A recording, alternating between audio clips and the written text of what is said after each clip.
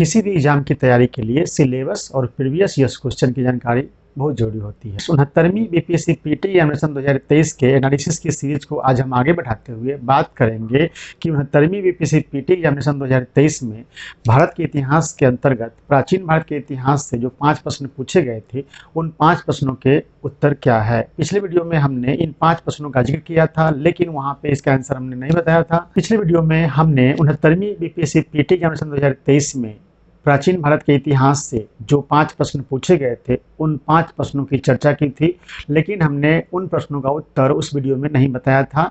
मैंने आप सभी को बोला था कि आपने अभी तक जो तैयारी की है उन तैयारी के आधार पर इन प्रश्नों का उत्तर देकर देखिए कि आपकी तैयारी कैसी है। चलिए आज हम बात करेंगे उन 5 प्रश्नों के उत्तर की। तो हम लेकर आए हैं 69वीं बीपीएससी पीटी एग्जामिनेशन 2023 में प्राचीन भारत के इतिहास से जो 5 प्रश्न पूछे गए थे उनका उत्तर क्या है फ्रेंड्स। तो चलिए शुरू करते हैं। देखते हैं पहला प्रश्न, बोधिसत्व पद्मपाणि की पेंटिंग स्थित है एलोरा में, अजंता में, बादामी में, बाग में। तो फ्रेंड्स इसका सही उत्तर हो जाएगा अजंता में। देखिए फ्रेंड्स, बोधिसत्व पद्मपाणि की पेंटिंग, देखिए 69वीं बीपीएससी पीटी एग्जामिनेशन 2023 में जिस तरह के प्रश्न पूछे गए थे तो उन प्रश्नों को देख करके अभ्यर्थियों ने बोला कि अब यूपीएससी का रूप ले चुका है बीपीएससी। 70वीं बीपीएससी पीटी एग्जामिनेशन 2023 को अगर कोई यूपीएससी लेवल का बताता है तो उसमें इस प्रश्न का काफी रोल है फ्रेंड्स। ये देखिए, बोधिसत्व पद्मपाणि की पेंटिंग स्थित है, ये जो प्रश्न है काफी टफ क्वेश्चन है। पहले के पेपर में पूछा जाता था बीपीएससी में कि महात्मा बुद्ध का जन्म कहाँ हुआ था, ज्ञान प्राप्त कहाँ किए थे, महाविनिष्क्रमण क्या था, धर्म चक्र परिवर्तन क्या था, लेकिन इस तरह के प्रश्न पहली बार बीपीएससी ने पूछा है इतना टफ में कि बोधिसत्व पद्मपाणि की पेंटिंग स्थित है कहां पर है। तो फ्रेंड्स इसका उत्तर तो अजंता हो जाएगा, लेकिन यहाँ पे सवाल उठता है कि आप में से कितने लोग बोधिसत्व पद्मपाणि जो टर्म है उसको आप लोग जानते हैं। तो चलिए बात करते हैं बोधिसत्व पद्मपाणि का क्या मतलब होता है। सबसे पहले देखिए बोधिसत्व का मतलब, मैंने पहले ही बताया कि जो पहला क्वेश्चन पूछा गया है प्राचीन भारत के इतिहास में इस वीडियो में, जो बीपीएससी 69वीं का क्वेश्चन है, इसे देखकर कह सकते हैं कि यह क्वेश्चन साधारण नहीं है, यह काफी टफ क्वेश्चन था। रेलवे एसएससी वनडे टाइप का एग्जामिनेशन जो तैयारी करते हैं उनसे यह क्वेश्चन नहीं बनने वाला था और ये लेवल था यूपीएससी का। तो देखते हैं बोधिसत्व का मतलब पहले समझते हैं। चतुर्थ बौद्ध संगीति सम्मेलन जो कश्मीर के कुंडल वन में कनिष्क के समय में हुआ था, उसमें बौद्ध संघ 2 भागों में स्पष्ट रूप से बट गया था, हीनयान और महायान।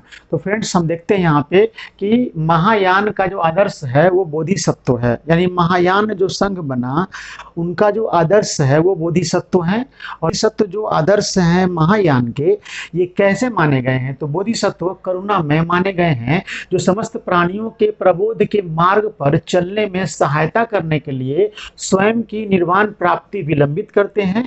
ये मानव तथा पशु किसी रूप में भी हो सकते हैं। तो फ्रेंड्स अब बात करते हैं बोधिसत्व क्या है। तो फ्रेंड्स बौद्ध धर्म में बोधिसत्व का मतलब होता है कि जो व्यक्ति निर्वाण के लक्ष्य की ओर अग्रसर हो, किसी और के निर्वाण प्राप्ति में उसे मदद करे, इसे बोधिसत्व कहा गया है फ्रेंड्स। तो ये महायान का आदर्श है बोधिसत्व, यानी कहने का मतलब अपना कल्याण को विलंबित कर, रोक कर किसी दूसरे के कल्याण, उसके निर्वाण में मदद करने का ही कंसेप्ट है बोधिसत्व। जान गए बोधिसत्व का मतलब? बोधिसत्व का मतलब होता है कि कोई व्यक्ति अपने निर्वाण के लक्ष्य को त्याग कर या विलंबित कर दूसरे के निर्वाण प्राप्ति में मदद करना, ज्ञान प्राप्ति में मदद करना, यही है बोधिसत्व। फ्रेंड्स आप सभी जान चुके हैं कि चतुर्थ बौद्ध संगीति सम्मेलन में जो बौद्ध संघ 2 भाग में बटा था, हीनयान और महायान, उसमें महायान का आदर्श है बोधिसत्व, जबकि हीनयान का आदर्श होता है अरहत। अरहत है हीनयान का आदर्श। अरहत का मतलब होता है कि अपना निर्वाण प्राप्ति में ही अपना सारा ध्यान लगाना और निर्वाण प्राप्त करके अपने आप को अपने तक सीमित रखना। तो ये जो आदर्श है, हीनयान जो शाखा है उनके आदर्श हैं अरहत और महायान शाखा के आदर्श हैं बोधिसत्व। अब देखिए बौद्ध धर्म में बोधिसत्व कितने हुए हैं इसकी चर्चा काफी होती है और इससे प्रश्न काफी रहते हैं। तो देख लीजिए बोधिसत्व, प्रमुख बोधिसत्व यानी बौद्ध संघ में अब तक जो प्रमुख बोधिसत्व हुए हैं उनके नाम देख लीजिए। अवलोकितेश्वर, पद्मपाणि, मंजुनाथ, वज्रपाणि, क्षितिगृह, अमिताभ, मैत्रेय, भावी। तो फ्रेंड्स ये जो बोधिसत्व हैं आप देख सकते हैं कि इनमें से कहां से क्वेश्चन उठाया था। अभी जो क्वेश्चन आपने देखा पद्मपाणि को उठाया, यानी बोधिसत्व पद्मपाणि, वही क्वेश्चन पूछा है कि बोधिसत्व पद्मपाणि की जो पेंटिंग है वो कहाँ मिलती है। तो फ्रेंड्स आपने आंसर देखा कि अजंता में मिलती है। प्रमुख बोधिसत्व आपने देखा और इसमें पद्मपाणि को देखा, तो ये क्वेश्चन यहाँ से उठाया था कि बोधिसत्व पद्मपाणि जो है उनकी जो पेंटिंग है वो कहाँ मिलती है, तो अजंता में मिलती है। फ्रेंड्स आप समझ गए होंगे इतना।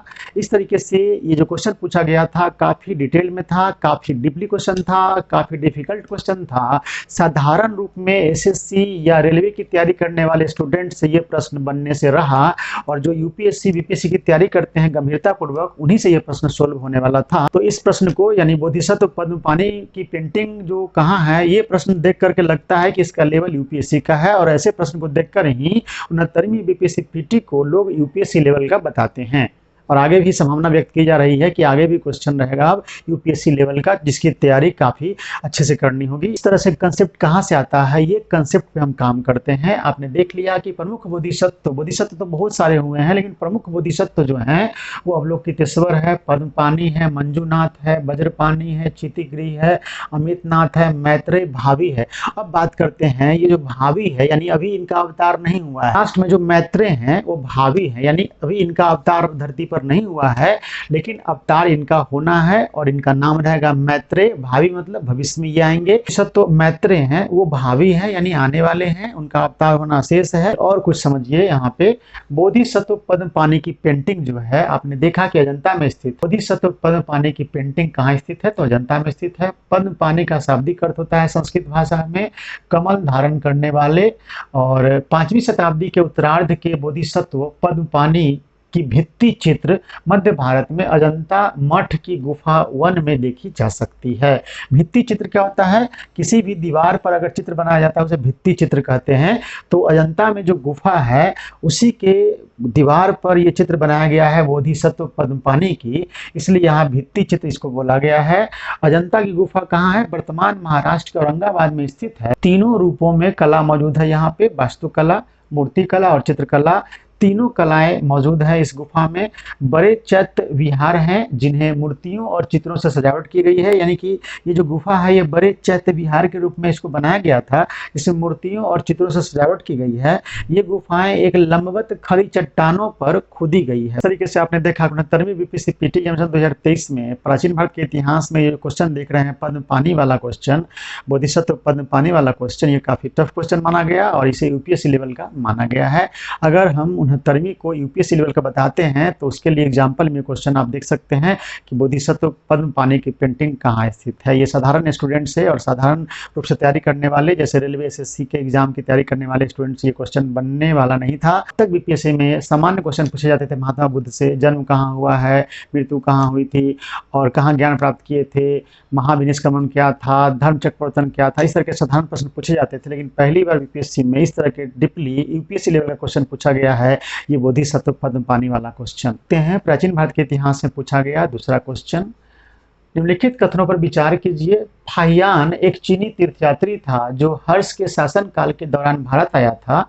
दूसरा कथन है हुएनसांग एक चीनी बौद्ध भिक्षु थे जिन्होंने चंद्रगुप्त द्वितीय के शासनकाल के दौरान भारत का दौरा किया था। दूसरा क्वेश्चन का दोनों कथन गलत है, क्योंकि फाहियान आया था चंद्रगुप्त द्वितीय के शासनकाल में और हुएनसांग आया था हर्षवर्धन के शासनकाल में, तो ये दोनों कथन उल्टा दिए हुए हैं, अतः ये दोनों कथन गलत है। क्वेश्चन देखिए, अब उपयुक्त में से कौन सा या से कथन सही है या है, तो फ्रेंड्स 1 और 2 दोनों, केवल 2, केवल 1, उपयुक्त में से कोई नहीं, तो इसका सही उत्तर हो जाएगा डी, उपयुक्त में से कोई नहीं। फ्रेंड्स दोनों कथन गलत है, क्योंकि फाहियान आया था चंद्रगुप्त द्वितीय के शासनकाल में और हुएनसांग आए थे हर्षवर्धन के शासनकाल में, जबकि दोनों कथन में ये ठीक इसका उल्टा दिया गया है। यहाँ दिया गया है फाहियान आया था हर्ष के काल में, ये गलत है। यहाँ दिया हुआ है हुएनसांग आया था चंद्रगुप्त द्वितीय के शासनकाल में, ये भी गलत है। फ्रेंड्स अब देखते हैं 69वीं बीपीएससी पीटी एग्जामिनेशन 2023 में प्राचीन भारत के इतिहास से पूछा गया तीसरा प्रश्न जो मैचिंग से संबंधित है। सूची 1 को सूची 2 से सम्मिलित कीजिए। सूची 1 में देखिए विद्वान है और इधर उनका कार्य क्षेत्र है। चरक के बारे में देखिए, चरक कौन थे, तो फ्रेंड्स गणित, चिकित्सा, नाटककार, ज्योतिष। तो फ्रेंड्स चरक जो थे वो चिकित्सा के जानकार थे, तो चरक चिकित्सा के जानकार थे। ब्रह्मगुप्त हो जाएंगे मैथ के जानकार, बराह मिहिर हो जाएंगे ज्योतिष के जानकार, और विशाख दत्त के नाटककार हैं, आप सभी जानते होंगे मुद्रा राक्षस इनकी नाटक है। अब देखिए मैच करके कि कौन सा ऑप्शन सही है। देखिए चरक हो जाएंगे 2 चिकित्सा, तो ए का 2। उसके बाद ब्रह्मगुप्त हो जाएंगे गणित, तो बी का 1। सी का बराह मिहिर हो जाएंगे ज्योतिष के जानकार, तो 4। और डी विशाख दत्त हो जाएंगे नाटककार, 3। देखते हैं चौथा क्वेश्चन। राजनीति की प्रारंभिक पुस्तक नीति सार किसके द्वारा लिखी गई थी? ऑप्शन ए है चरक, बी कामंदक, सी कौटिल्य, डी उपयुक्त में से कोई नहीं। नीति सार के लेखक हैं कामंदक, कौटिल्य लेखक हैं अर्थशास्त्र के, और चरक जो चिकित्सक थे उन्होंने चरक संहिता लिखी थी, कौटिल्य ने अर्थशास्त्र लिखी थी, और कामंदक की रचना है नीति सार। तो इसका सही उत्तर हो जाएगा बी। चौथे प्रश्न का उत्तर हो जाएगा बी, यानी नीति सार के लेखक हैं कामंदक। अब देखते हैं पांचवा क्वेश्चन। भारतीय कला में स्तूप, चैत्य और विहार का निर्माण निम्नलिखित में से किससे संबंधित है? वैष्णव संप्रदाय, बौद्ध संप्रदाय, शैव संप्रदाय, आजीवन संप्रदाय। स्तूप, चैत्य और विहार का निर्माण बौद्ध धर्म की एक बहुत बड़ी विशेषता है, अतः इसका आंसर हो जाएगा बी, बौद्ध धर्म।